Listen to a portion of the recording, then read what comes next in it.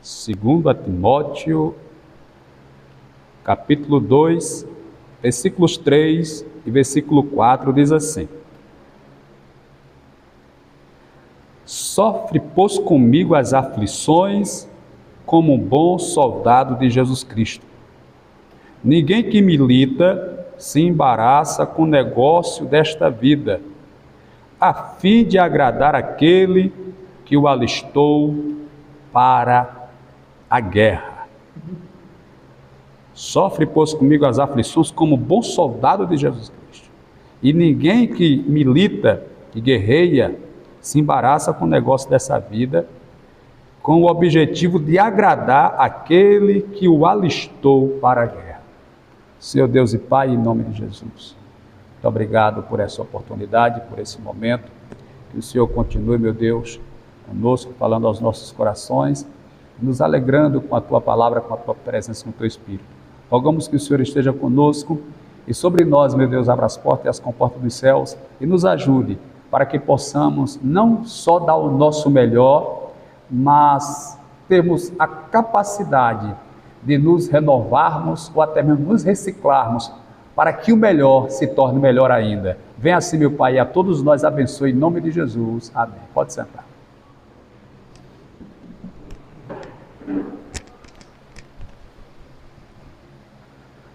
Eu começo essa minha fala trazendo a introdução para explicar aos irmãos o que é logística. Logística.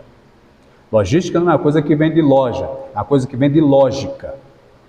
Logística. No livro A Arte da Guerra, o Sun Tzu, que é o autor do livro, ele vai nos ensinar um pouco sobre logística, que pode ser aplicado na igreja, na empresa, na vida familiar ou em qualquer área da vida. Eu já sentei os meus filhos e ensinei isso para eles. Digo, olha, meu filho, a vida funciona assim. Você tem que ter a logística da vida.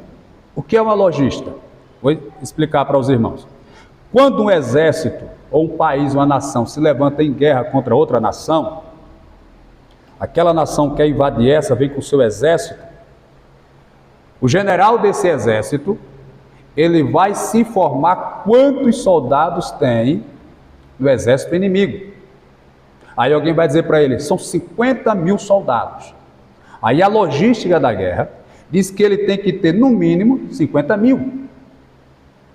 A logística da guerra. 50 contra 50 ou mais de 50 mil, para ele ter uma garantia. Só que a logística da guerra é assim. Bom, eu vou mandar 50 mil soldados para a guerra. São 50 mil capacetes. São 50 mil pares de coturno.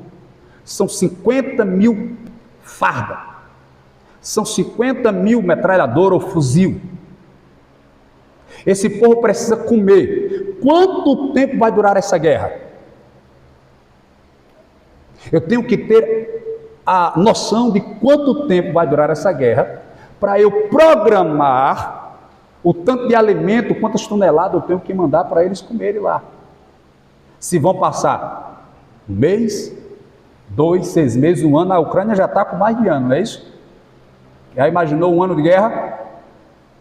Eu tenho que calcular quantas munições esses soldados vão ter que ter para usar na guerra. Eu esqueci o nome dele, rapaz, ele tem um nome até esquisito, não é um nome, é um apelido de um soldado alemão, besta, eu esqueci qual era o outro nomezinho. Ele ficou, parece, eu não sei se foram 9 horas protegendo um tal de um bunker. É como se fosse um local onde o soldado fica, ele ficou sozinho. Ele disse que acredita que ele matou cerca de 3 mil pessoas ali. 3 mil. Então veja, só para esse momento ele precisou de 3 mil balas, 3 mil munições. No mínimo, porque talvez ele errou alguns. Então tem que saber quantas balas tem que ter, quanto vai ser gasto de combustível para levar o povo, para trazer o povo. Então isso é a parte logística. Então, quando a Bíblia fala que quando um homem vai construir uma torre, ele precisa calcular o que vai pegar, o que não vai pegar, o que vai precisar, o que não vai precisar, para que ele não pare no meio do caminho e alguém o censure, porque ele não teve a logística para aquilo. Então, isso você precisa trazer para a sua vida, seja ela familiar, seja ela conjugal, seja ela ministerial, seja ela profissional, a logística. Ou seja, o que isso me ensina é que eu não posso meter a cara, pá, e vou fazer se eu não tenho a logística da coisa. Eu tenho que ter consciência dos percalços, das dificuldades. O Sun Tzu, ele diz que quando você invadir uma terra, uma cidade, não derrube as árvores frutíferas, porque pode servir de alimento. Entendeu? Então, são as logísticas que se tem dentro da guerra. Então, você tem que ter uma noção clara e uma compreensão nítida dos resultados de quem vai entrar numa guerra. Por exemplo, nós fomos chamados por Deus para liderar um ministério. Eu falo nós exatamente no plural, nós somos a liderança. Então, a primeira coisa que eu quero dizer para os irmãos, primeira coisa, nunca faça a obra do Senhor com o objetivo, com a finalidade única e simples de receber aplauso, entendeu? Quando eu falo isso, eu digo que não é que o elogio seja uma coisa ruim, não é. É uma coisa boa, incentiva, motiva, você tem cabeça, mas quando eu digo isso, eu estou querendo lhe conscientizar que 90% talvez seja crítica, entendeu? Então, se eu espero elogio e recebo crítica, o que é que vai acontecer comigo? Eu vou desanimar, eu vou entristecer, eu vou me abater, porque eu esperei uma coisa e foi outra. Então, a primeira coisa que os irmãos precisam ter compreensão é essa. Isso faz parte da logística, estou falando da logística espiritual, a logística do ministério, da obra, entendeu? Assim como a guerra tem a sua logística, como uma empresa tem uma logística para saber onde vai transportar, a quantidade de gente, quantas pessoas passam naquela avenida, se aquele lugar é movimentado, se aquele lugar as pessoas têm condição financeira. Então, isso é logística. Para você saber aplicar o seu trabalho e ter probabilidades favoráveis para você obter resultado do seu trabalho. Então, a primeira coisa que eu preciso ensinar, que eu quero que os irmãos guardem, é essa. Não espere elogios, espere críticas. Porque se você esperar elogio e vier crítica, você vai ficar triste. Mas se você esperar crítica e vier o elogio, vai alegrar. É a primeira coisa que a gente precisa ter consciência. Ter consciência. Isso eu falo até por experiência. Quantas vezes eu já trabalhei, fiz coisas assim, me esforcei, dei o meu máximo, dei o meu suor, até sangue, porque aí você se machuca, tal o seu tempo, tal. E você diz, pronto, é maravilha. Aí vem alguém e diz, rapaz, ficou ruim demais. Entendeu? Então isso você precisa ter maturidade para entender isso aí. Senão você vai ficar frustrado, você vai dizer, puxa vida, eu me acabei aqui, dei o meu máximo, fiz o meu melhor. Então você precisa ter essa consciência para não se frustrar. Veja, eu sei que trabalhar com gente é difícil. É difícil, é complicado. E eu tenho um defeito, eu fico muito preocupado quando eu coloco uma atividade na mão de um irmão, de uma irmã, de alguém, para que aquela pessoa administre. É por isso que eu tenho esse cuidado, porque gera essa situação que talvez a pessoa... Mas veja só, uma das coisas que me deixa pensativo, claro, irmãos, é muito complicado, e se a gente não tiver maturidade, a gente vai dizer, eu não tenho compromisso com isso, não. Enfim, eu vou chegar lá. Por exemplo, às vezes você recebe uma missão uma posição, e na mente, não de todos, eu estou tentando trazer uma elucidação, um esclarecimento, que isso, algumas pessoas já pensaram no passado, os irmãos aqui já estão com mais maturidade, mas uma das coisas que as pessoas pensam é que se você for assumir um trabalho, for liderar um grupo, é só dar ordem, é só mandar e eles vão lhe obedecer, e não é. Não é só chegar e dar ordem, não é só chegar e mandar, entendeu? E as pessoas aceitar a sua ordem, aceitar que você mandou, baixar a cabeça e sair ali humilde ou com medo, assustado e vai lá. Não é bem assim. Precisa ter uma compreensão exatamente para entender que o ser humano ele tem uma, como é que eu posso dizer, um atributo dado por Deus de liderar. O ser humano ele foi feito para dominar a terra. Está em defeito, se eu posso assim dizer, porque o nosso pai Adão acabou gerando uma situação que danificou essa capacidade do homem crescer e dominar a terra, mas está dentro de nós. Ou seja, em nós está o atributo de dominador, não de ser dominado. Então, para que você tenha a habilidade ou tenha sucesso em liderar, você precisa saber trabalhar isso na pessoa. Ou seja, você precisa até mesmo dar uma ordem, fazer uma exigência, uma determinação, e aquela pessoa vai fazer aquilo que você pediu, exigiu, ou determinou, ou mandou, se sentindo importante. É aí o segredo, Anitta. Porque a segunda coisa que é interessante, que é o segundo ponto aqui, que às vezes me causa preocupação, é quando nós não sabemos valorizar as pessoas ou as almas. A gente precisa ter essa noção do valor. Qualquer um, irmãos. E não interprete mal essa expressão qualquer um que eu estou falando, não é humilhando, não é rebaixando, mas dizendo que todos devem ser considerados importantes no reino.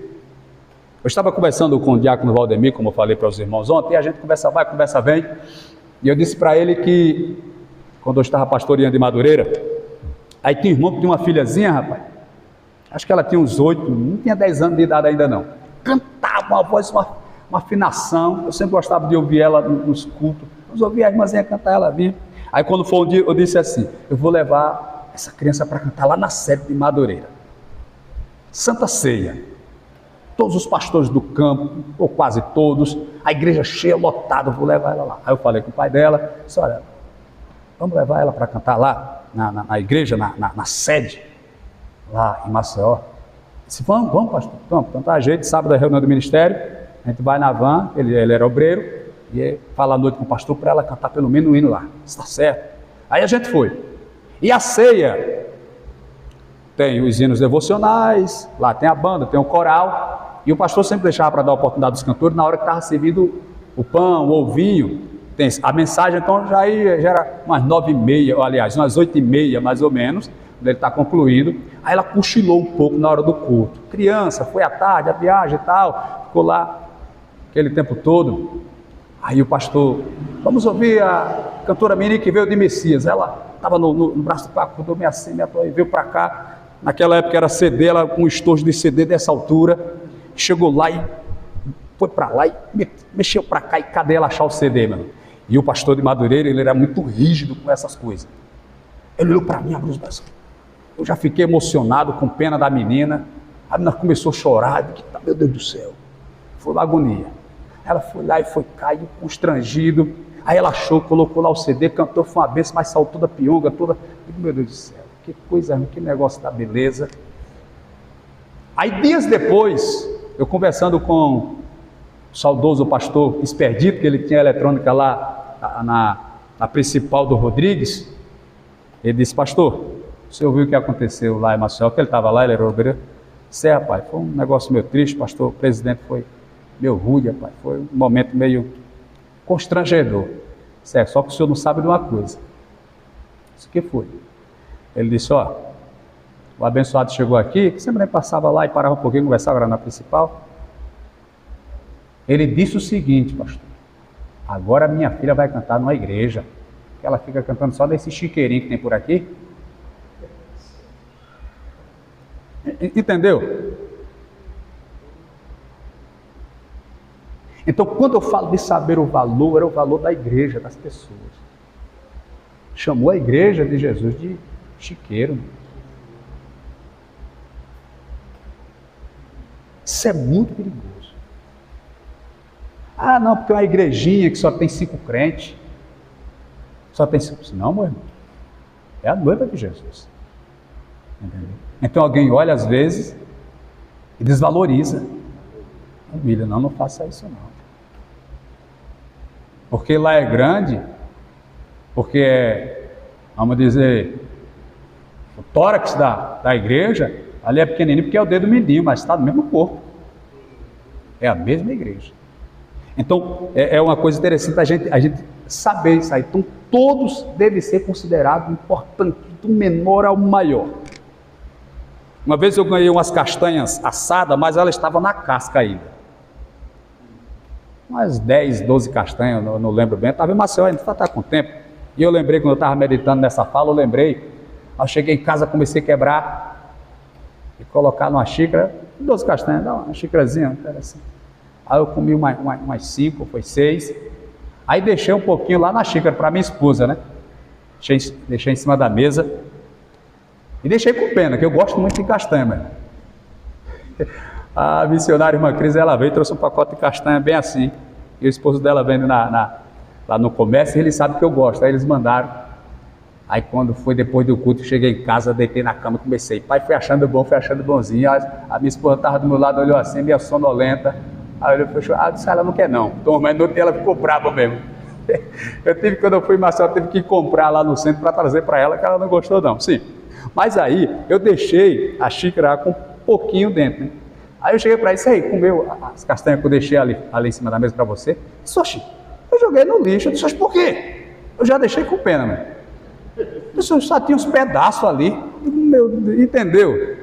Então, quando eu falo isso, é exatamente a questão de você entender o valor das coisas. Não, porque é quebrado, é fraco. Não. Todos têm que ter esse entendimento do valor.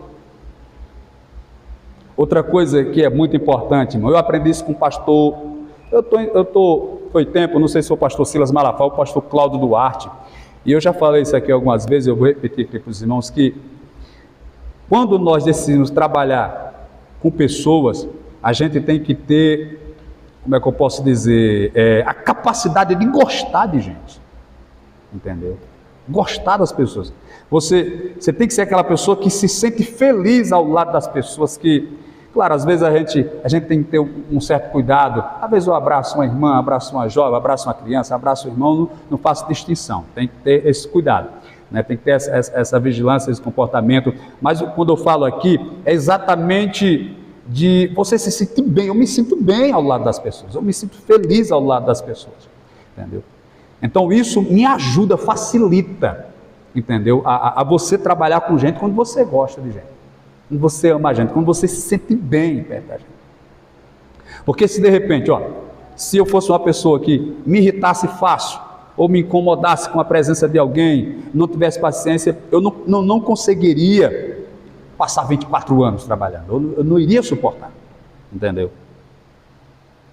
Então você precisa desenvolver esse amor, esse carinho, porque eu acho que não tem coisa mais difícil do que você cuidar daquilo que você não gosta, você zelar daquilo que você não gosta ou daquilo que você não tem prazer. Eu acho que fica muito pesado, muito pesado. Então é bom a gente ter, como é que eu posso dizer, uma conscientização, ver o conceito e tentar desenvolver essa capacidade de amar, gostar das pessoas, achar bom as pessoas estarem perto de você, entendeu? chega perto de você, a pessoa vem para o seu lado, você achar bom isso, você se sentir feliz, e você retribuir aquele carinho com a mesma moeda, no mesmo nível, ou até mais. Isso é muito bom, isso é uma coisa que, para mim, sabe, é muito bom. Então, veja só, o que é que eu preciso para desenvolver esse gostar de gente? Amar as pessoas, primeiro. Segundo, respeitar as pessoas. Terceiro, sofrer por elas, se for necessário. Quarto, não fazê-las sofrer. E quinto, defendê-las.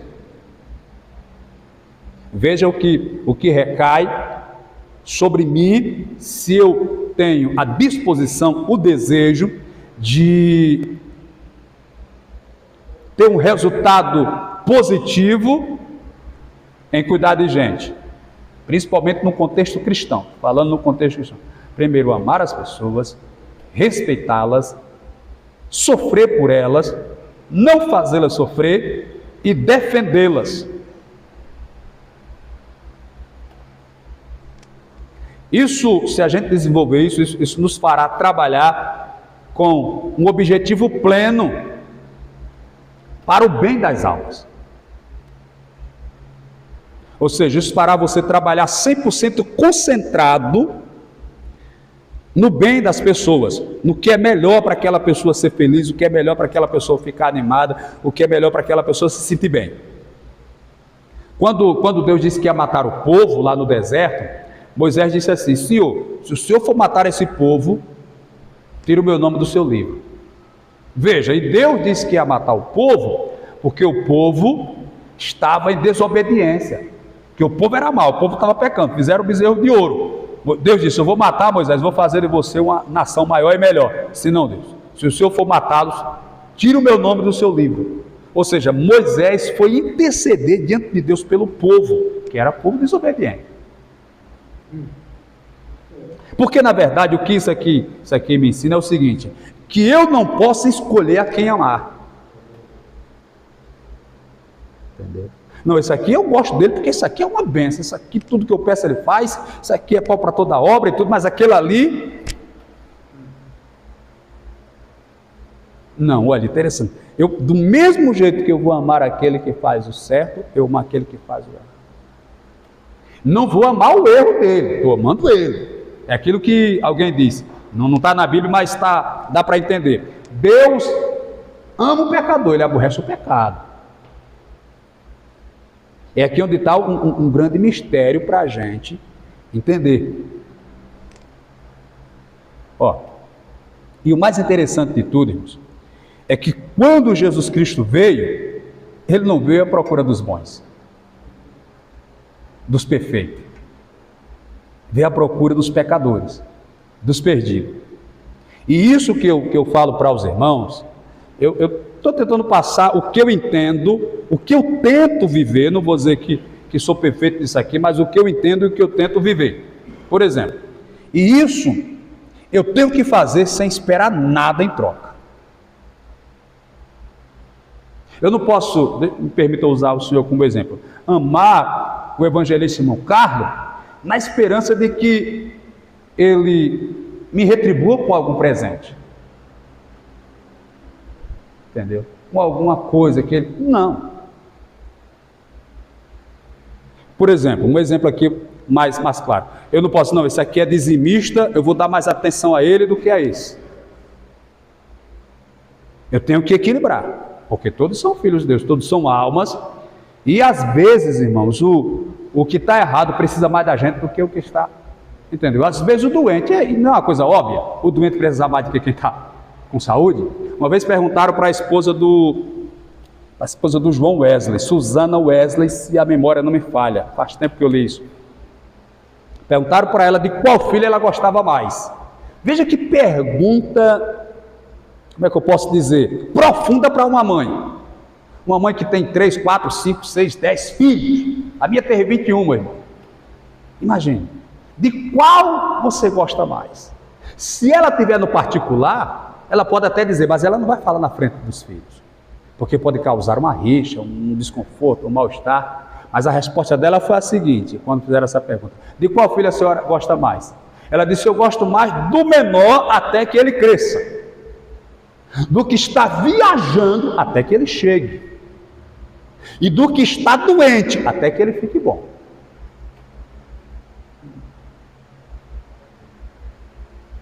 Então há situações que a gente vai se preocupar mais com o irmão, adoeceu, algum problema, tudo, mas depois vem tudo para o mesmo nível. Então a gente tem que fazer isso sem esperar elogios, aplauso, recompensas, presente, não. Eu lembro de uma vez, às vezes o assunto parece que fica meio solto aqui, mas os irmãos vão memorizando.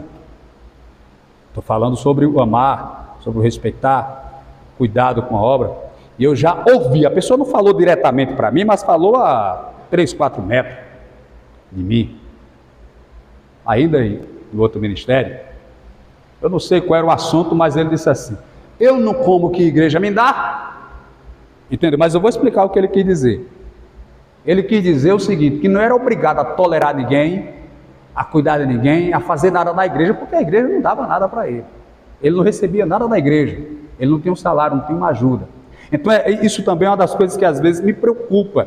Às vezes, quando eu quero passar alguma tarefa para os irmãos, o inimigo não colocar isso na mente dos irmãos. Não, isso aí é responsabilidade do pastor, o pastor quem tem que se virar, o pastor quem vive da igreja, quem sustenta. Só que na verdade, irmão, a nossa igreja, ela é uma igreja que não dá luxo, não dá tranquilidade financeira. Talvez até essa minha pressão é as preocupações que eu tenho, entendeu? De manter os compromissos tudo em dia, anos e anos ali, sem perder o controle, e às vezes passa necessidade, passa fome, mas não, tem que pagar isso aqui, isso aqui não pode perder o controle. Então é ali, segurando, ralando e tudo para... Eu estava fazendo as contas, conversando com o evangelista, não, o ministério, não sou eu, a igreja Maceió, Messias e União, ela tem uma despesa de quase 7 mil reais por mês, entendeu? Sim, entendeu? Dos aluguéis, água, energia, os compromissos, está quase 7 mil reais, já imaginou?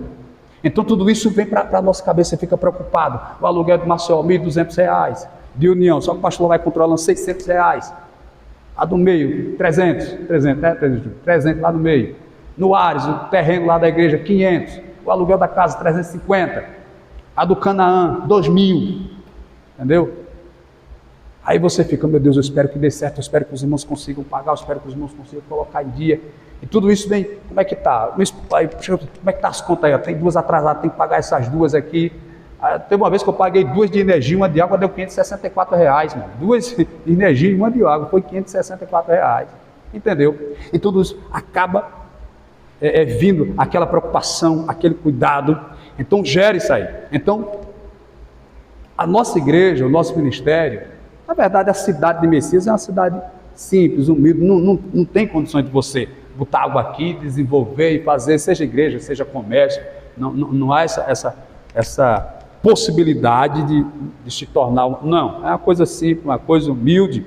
Então às vezes eu fico nesse cuidado, não, pastor, quem tem, não, na verdade a gente tem muitas despesas com a igreja. Quando eu vim para aqui, para Messias em 99, eu tinha uma casa em Maceió, vendi e foi-se embora no desenvolvimento da obra, entendeu? A igreja era pequena, não tinha condições de manter, então eu fui morar na secretaria, morei 5 meses na secretaria da igreja, acho que 2 metros por 3, eu passei 5 meses, eu, a esposa e o meu menino mais velho, que tinha 1 ano na época. Depois a minha esposa estava grávida, teve o filho, a gente já passou. Então é muita coisa que a gente tem. Então a gente investe mais, a gente tem mais despesa com a igreja do que aquilo que a igreja poderia retornar. Um dia, não vou falar não, vocês não vão saber, mas um dia chegaram para um pastor aqui, numa determinada igreja, e fizeram uma crítica, talvez pela ausência dele na igreja, alguma coisa assim. Ele disse, não, meu irmão, mas eu tenho que correr atrás porque eu tenho uma despesa. Se a igreja me desse 7 mil reais por mês, pronto, eu vivia só para ela. Entendeu? Se a igreja me desse uma renda de 7 mil reais por mês, eu vivia só para ela, mas não dá, eu tenho que correr atrás. Entendeu? Então, evangelho não é luxo, evangelho não é retorno financeiro. Tem igrejas grandes, prósperas, ricas, impérios, tem, mas aqui no nosso nosso estado, na nossa cidade, não se gera essa possibilidade, se gera essa condição. Mas alguém uma vez disse, então é por isso que eu tenho esse cuidado, meu Deus, falar com os irmãos, quero que os irmãos pensar, será que os irmãos vão... Mas eu acredito que a mesma dificuldade que os irmãos passam, eu passo e ainda mais. Então, fica no equilíbrio. É só questão de consciência, entender que tem um chamado, uma vocação para a manutenção da obra do Senhor. Vamos seguir. Eu estou falando aqui que uma das coisas que é necessário para a gente trabalhar com gente é amar, respeitar, sofrer por elas, não fazê-las sofrer e defendê-las. Defendê-las. Defender a igreja, defender o rebanho.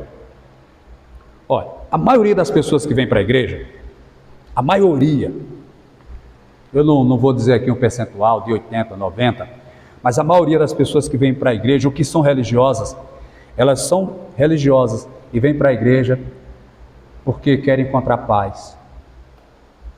Às vezes tem um problema familiar, às vezes tem um problema pessoal, às vezes tem um filho nas drogas, ou a própria pessoa está nas drogas. Então, quando as pessoas vêm para a igreja, elas vêm cheias de problemas muitas das vezes. Nós que somos crentes, 90% das pessoas que são crentes estão na igreja, elas estão na igreja em busca de uma paz, em busca de uma solução, em busca de uma tranquilidade, em busca de um conforto espiritual. O que eu quero dizer com isso? O que eu quero dizer com isso é que as pessoas elas vêm aflitas para a igreja, na esperança de que elas encontrem na igreja um alívio para a sua aflição, uma palavra que lhe conforte, que lhe dê paz, que faça com que ela volte para casa feliz, aliviada. É por isso que a nossa missão ela é árdua, porque às vezes o senhor está triste, mas o senhor vai pregar ali e o senhor tem que passar uma palavra de alegria. Às vezes está angustiado, mas você tem que passar para o rebanho uma palavra de alento, de refrigério. Aquilo que a gente estava falando, às vezes você está com um espinho na carne, pedindo para Deus tirar e Deus não tira. Aí você tem que orar para o outro que está com um espinho furando no pé e Deus tira. Então tem essa situação. Quem vem para a igreja, não vem porque está aflito, vem porque está angustiado, vem porque está cheio de problemas. Eles vêm querendo achar um alento, um refrigério. Eu escutei uma história de um dirigente de congregação, está com muitos anos, só que essas coisas vão ficando na minha cabeça e, meu Deus, eu não era nem, eu acho que não era nem porteiro ainda na sede em Maceió. Então está com uns 25 anos ou mais. Está o quê? Está uns 27. Alguém falando de um dirigente, estava conversando no ônibus, eu não sei se foi o presbítero Moreira, dirigia uma congregação no bairro do São Jorge, e ele morava no Jacintinho, estava pegando o ônibus para voltar para casa, e ao lado dele tinha um irmão que era dirigente também de uma congregação de um ministério, e começaram a conversar. Aí sabe o que o irmão disse? Ó, meu irmão, eu faço a obra, mas comigo ou vai eu racho. Eu já fechei 2 congregações, já estou fechando a 3ª, porque se não der certo comigo, não dá certo comigo. Entendeu? Veja. Entendeu? Ele disse que com ele era assim. Então, isso eu penso que foge da compreensão do Evangelho. Uma coisa que é interessante, a gente aprendeu, olha, quem cuida de gente, quem cuida principalmente da igreja, não pode ser orgulhoso. A gente não pode guardar mágoa. A gente pode não esquecer, porque a gente tem memória, fica ali. Mas nunca usar aquela situação e agir de maneira vingativa. Não pode, a gente não pode. A gente não pode ser orgulhoso a esse ponto. Às vezes a ferida está lá, talvez a ferida sarou, mas ficou a cicatriz que faz você lembrar daquilo ali, mas você não pode usar aquilo ali como uma desculpa para ir contra o irmão ou contra a irmã, não. Pelo contrário, você tem que suportar toda a humilhação e sofrer toda a afronta para o bem do rebanho. Sabe o que a Bíblia diz lá em Romanos 15? Vós que sois fortes, ou nós que somos fortes, está escrito assim, devemos suportar a fraqueza do fraco. Nós que somos fortes, devemos suportar a fraqueza dos fracos. Ó, veja o que eu citei aqui há pouco, que a gente não pode escolher a quem amar.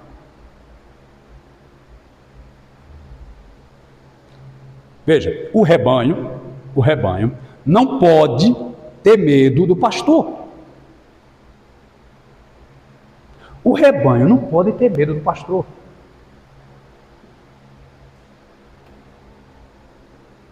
Por que o rebanho não pode ter medo do pastor? Porque o pastor existe exatamente para o rebanho não sentir medo.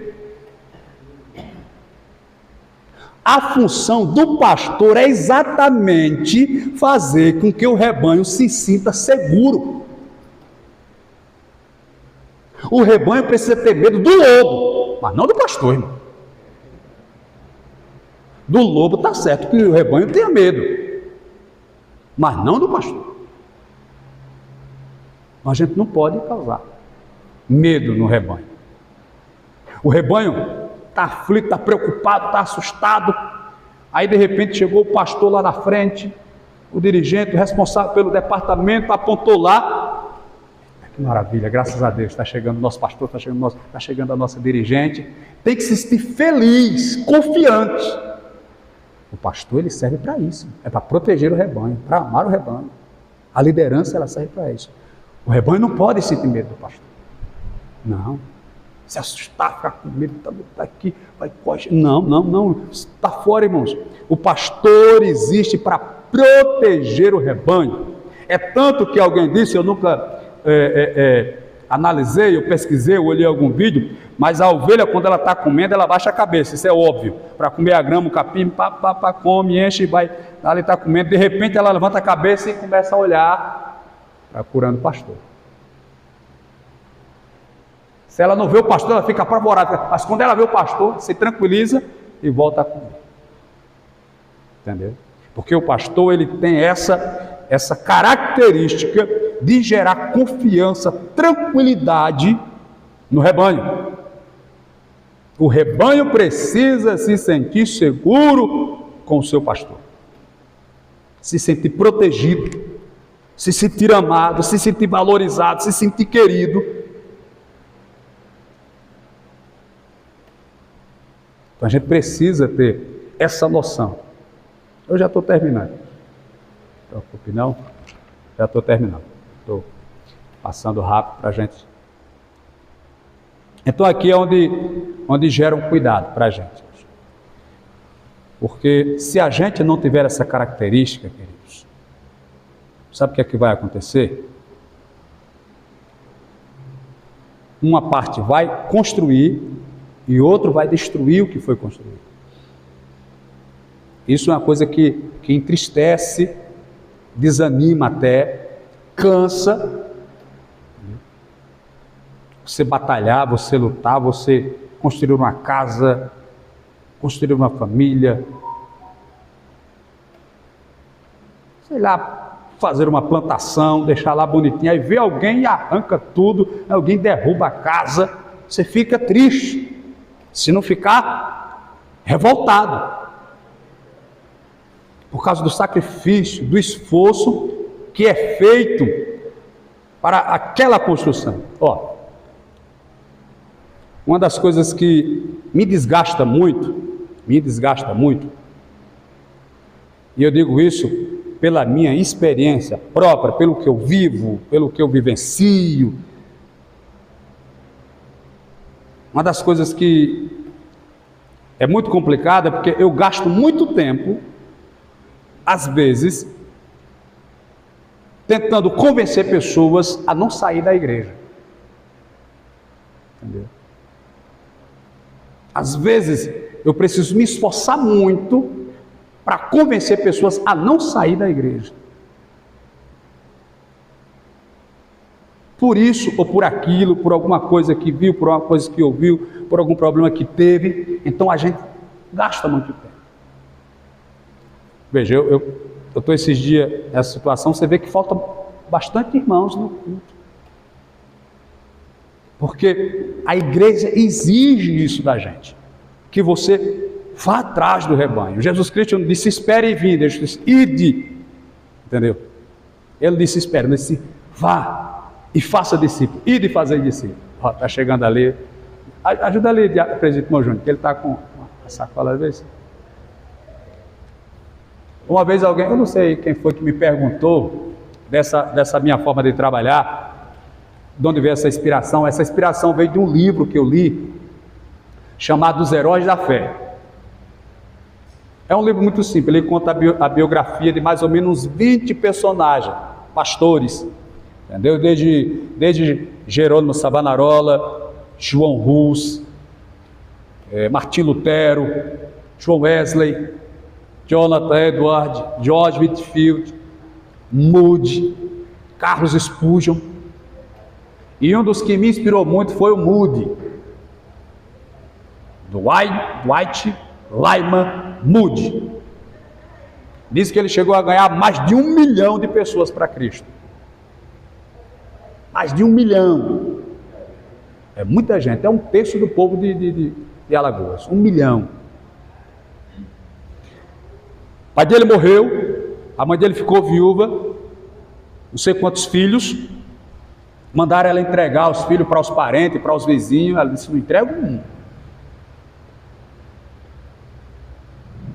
O esposo morreu, deixou algumas dívidas, foram até a casa dela pegar os objetos que eles tinham para pagar a dívida, até a lenha. Eu não lembro que estado era dos Estados Unidos, que era muito frio, até a lenha que ela usava para acender a lareira, para aquecer os filhos, levaram, até a lenha. E ela ficou com os filhos sozinha. Ela não deu nenhum. Entre eles estava Moody. Ele, no final da vida dela, ele conta que ficou com a Bíblia dela, a Bíblia do lar. Aí ele foi, se eu não me engano, para Chicago, não é uma cidade americana, trabalhar para o tio dele, que era o dono de uma sapataria. E o desejo de Moody era ser milionário, ele queria ser rico. Tanto que com 1 ano de trabalho ele tinha $7.000, para aquela época era muito dinheiro. Ele já tinha economizado. Aí um dia ele chegou um irmão, ele já era crente, agora não tinha aquela firmeza. Aí chegou, parece que um professor de escola bíblica foi lá falar com ele, perguntar sobre a salvação dele, como é que estava. E ele foi com esse, eu não estou bem lembrado da história, mas parece que ele foi com esse camarada, e o camarada ganhou umas almas para Jesus, e ele ficou animado com aquilo. Aí quando foi um dia, ele foi para uma escola bíblica, e a escola bíblica naquela época não era para os crentes, era para os pecadores. Trazia os pecadores para ensinar a palavra para eles, não era para os crentes, naquela época. Aí ele foi tomado por essa sede de ganhar almas. Aí ele foi para a escola bíblica e pediu para ser professor também. Aí o superintendente, ou o coordenador da escola bíblica, disse, bom, seu moço, olha, aqui a gente tem 12 professores já. Nós já temos 12 professores. E 16 alunos. Dividida 16 por 12. Dá 1, sobra 4, você vai dividir o 4 para 12, não sei nem a fração que vai dar. Cada professor tinha um aluno. Talvez mais uns 4 ficassem com 2 alunos. Aí a proposta do coordenador da escola para ele foi a seguinte, olha, no próximo domingo, se o senhor conseguir trazer alguém para a escola, o senhor pode ensinar. Está certo, está combinado. No domingo seguinte, pastor Moody chegou lá com 18 pessoas. 18. E no outro domingo já foi mais. No outro domingo já foi mais. Em 6 meses o salão não cabia mais. Ele teve que alugar outro salão.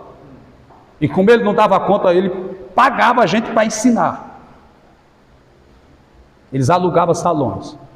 De repente, o Moody já está sendo chamado para dar conferência e dar palestra sobre escola bíblica.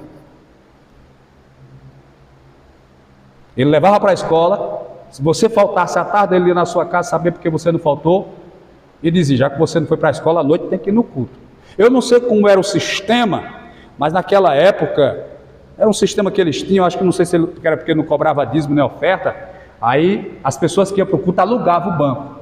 Pronto, eu tenho a minha família, minha esposa, 3 filhos, 5 pessoas, o banco cabe 5. Eu quero alugar um banco, quanto é? R$10. Pronto, esse banco é que eu vou sentar com a minha família. Aí o Moody ia e alugava 2, 3 bancos para ele trazer gente para encher aqueles bancos. Entendeu? Ele ia atrás. Nessa história, é como eu lhe disse, ele ganhou mais de 1 milhão de almas. É por isso que eu tenho essa característica hoje. Foi inspirado nesse homem de Deus chamado Moody. Dwight Lyman Moody. E outros mais que fizeram grandes feitos. Então a gente precisa ter essa disposição. Pastor, mas só ir lá e buscar as pessoas é suficiente? Não. Eu tenho que ir lá buscar as pessoas. Eu tenho que ter o alimento da palavra dessa pessoa.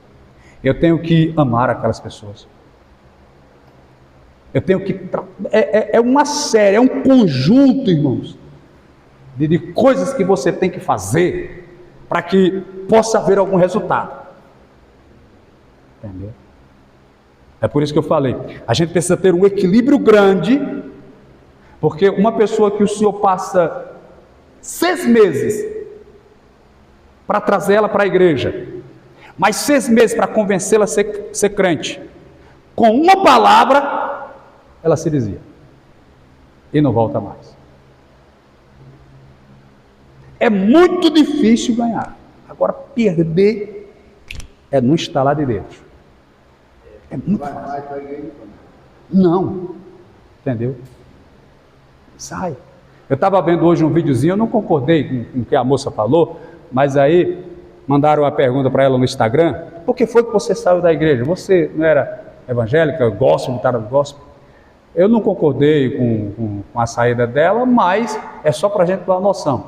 Ela disse que ela cantava na igreja, chegou a ser a cantora oficial da igreja, e ela sempre cantava na hora da oferta. Quando foi um dia, ela ensaiou, tal, chovendo bem ensaiadinho, e foi para a igreja. Aí disse, era oportunidade A, B, C, e foi dando oportunidade, e eu era cantora oficial, assim ela expõe no vídeo da igreja, e sempre cantava lá, e terminou o culto, e não me deram oportunidade.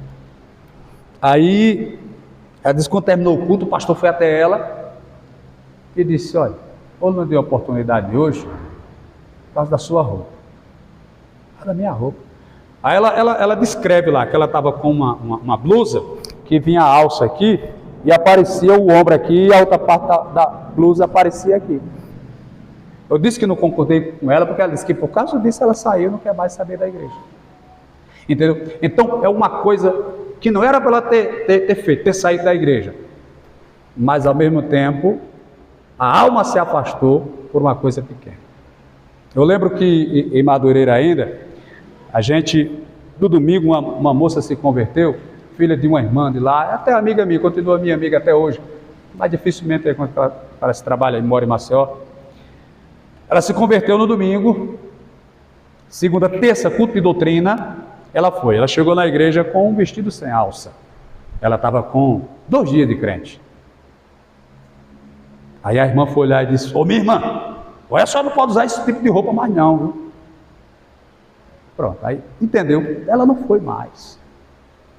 Então são coisas simples, irmão, coisas simples que às vezes nos incomoda, mas é melhor que a gente seja incomodado pela nossa raiz, pelo nosso alicerce, pela nossa estrutura, pela a nossa firmeza, do que a alma se perder. Acho que eu falei até para o diácono Valdemir que em Madureira ainda, aí eu sempre visitava um pessoal e tinha uma menina que era cunhada de um irmão que congregava com a gente. Até que um dia ela foi para a igreja com a sogra dela. Chegou, a igreja cheia.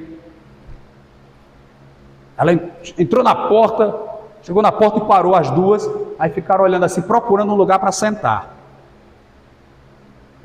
Aí eu olhei rápido para uma obreira, uma diaconisa, para dar um toque para ela ir lá chamar a pessoa. A pessoa nunca foi naquele lugar, praticamente não conhece ninguém ali. Então chega, fica meio perdido, meio à toa, meio voando. Aí fica esperando que alguém vá lá e faça aquela recepção, aquele tratamento. Ela ficara assim, tudo. Aí eu olhei para a irmã, aí quando a irmã vai, eu apontei, aí elas já iam entrando. Quando elas entraram, sempre na igreja, ou em qualquer outro lugar, é mais mulher. Então o lado das mulheres já estava totalmente fechado, não tinha mais vaga. Mas no lado dos varões, ainda tinha umas 4, 5 vagas nos bancos, era banco. Elas foram e sentaram lá. Quando elas sentaram lá, e a irmã já ia ser uns 3 metros, irmã. A irmã não ouviu mais. Eita, meu Deus, ela vai mandar elas sair dali, elas vão ficar constrangidas. Vão ficar envergonhadas. Mas aí a irmã foi. Aí chegou lá, já foi mandando elas passar para o outro lado, lado das irmãs. Apertou lá as irmãs, colocou aqui, meu Deus. Entendeu? Gerou um constrangimento. Acho que foi o senhor que passou por isso, não foi? Ele disse que foi visitar uma igreja aqui, nunca tinha entrado numa igreja, entrou lá e viu um espaçozinho, sentou, era no lado das irmãs. Ele nem notou que era o lado das irmãs, ele estava querendo ouvir a palavra, estava inocente, estava puro para com Deus. Aí o obreiro chegou lá e não falou baixinho no ouvido dele não, foi gritando, não foi? Ei rapaz, sai daí, tá vendo que é o lugar da mulher não, vai?